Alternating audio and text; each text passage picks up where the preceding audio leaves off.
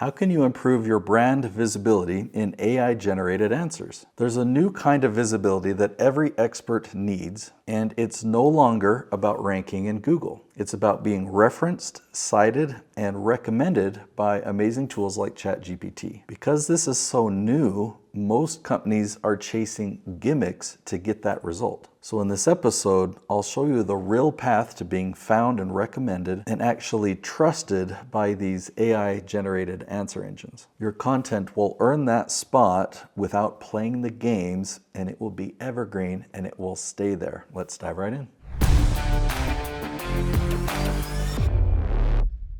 Brand visibility is more than just name dropping. A lot of marketing companies out there that feel like they're on the cutting edge so they can get your content ranked or get you recommended by tools like ChatGPT. What they're doing is they're creating influencers that will name drop you. So compare that to traditional advertising where you might have a professional athlete or a famous musician that will then sponsor your product or something like that. That's a tactic that they're trying to do, is they'll have somebody that has a big social media profile, and if that influencer then drops your name or mentions your service or your company, that's sending a signal to these AI tools that you are an authority because somebody else who's an influencer is recommending you. Now, supposedly that's working right now. So if you want to pursue that, go for it.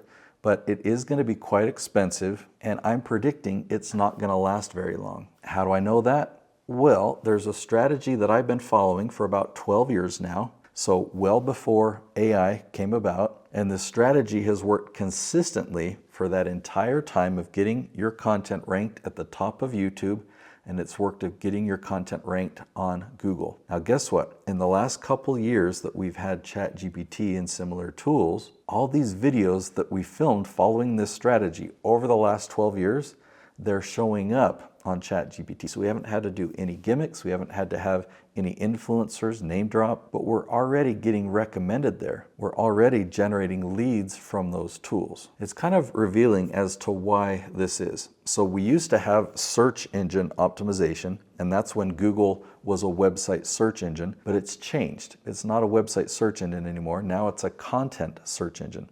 When you search for it, you'll get AI answers, you'll get YouTube videos, you'll get blogs, and then you'll have the sponsored stuff mixed in among it that people are paying to put there. So everything else is content. Now, even though a lot of attention is shifting away from Google to these AI tools, Google is still the #1 used website. But I know a lot of people are switching over to tools like Perplexity or ChatGPT. I know I am, and they're different. They're not just an indexed listing of things, but they actually give us answers. So we've changed from search engine optimization now to answer engine optimization. So this is the new type of search, and you can either show up there or not, right? But here's the key. Here's what will make this sound simple. If these new tools want to provide the right answer, then all you have to do is create content that answers your dream client's questions. Hopefully that sounds simple, okay? So if you can find out what your dream clients are asking when they go into tools like ChatGPT or YouTube search,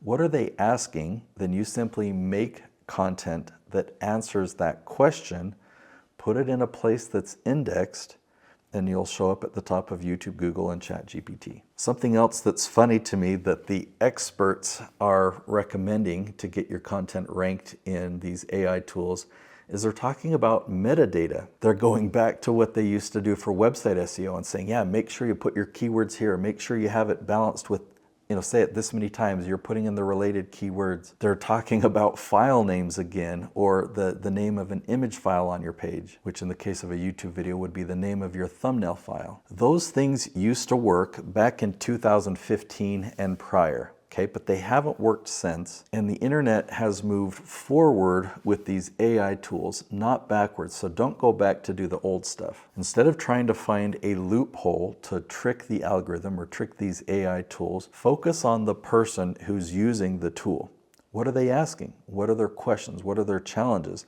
Speak to them when you make that content. The better these tools get, what they're trying to do is give that person, that user, that viewer, the best experience. And so if they find your content that is meant for them, it'll be evergreen. It will last there for years and years, and it will be a lead generator for you. What I love the most about answer engine optimization is that it's a strategy that's finally caught up with the Leaf strategy. For so many years, I've been teaching SEO is dead. SEO is dead, just focus on the Leaf strategy. And now the marketing industry is talking about this answer engine optimization, which is fully in alignment with the Leaf strategy. This also works much better than being recommended by a celebrity or by an influencer, because you're actually building trust. Imagine when you get a referral. So not just a celebrity endorsement, but a client that has used your services, they love you, and they refer you to somebody else who's looking for that same help. Those type of leads are gold, right? They don't come in very often. It's not a scalable thing, but we love getting referrals because they're so great to work with, because we don't have to put the sales pressure on, but they become a very valuable client to us. That same opportunity of generating referral quality leads, because we build trust first before they ever see anything promotional. So they don't feel like they're being sold to, and we're having a conversation with them after there's already trust there. Where do you post this content? Well, you can't post it to Facebook or LinkedIn or Twitter or Instagram. It won't go anywhere there. Your friends will see it, or your connections will see it, a percentage of them. But new people who are searching can't find it there because those platforms don't index content by topic. But YouTube does. Every word of your video is transcribed and it's indexed, and it's also indexed by Google and ChatGPT. So by making one video and posting it on one platform, it'll be indexed among all these amazing search engines. Now, another step you can do is take that YouTube video transcript and have ChatGPT turn it into a blog post. So you can embed the video and put the article below so you can have a blog as well. That is indexed. Now, how do you know if you're being recommended by these AI tools? Well, think about your expertise. Okay, what are you an expert in? Go to ChatGPT and ask, who is the #1 expert in blank topic?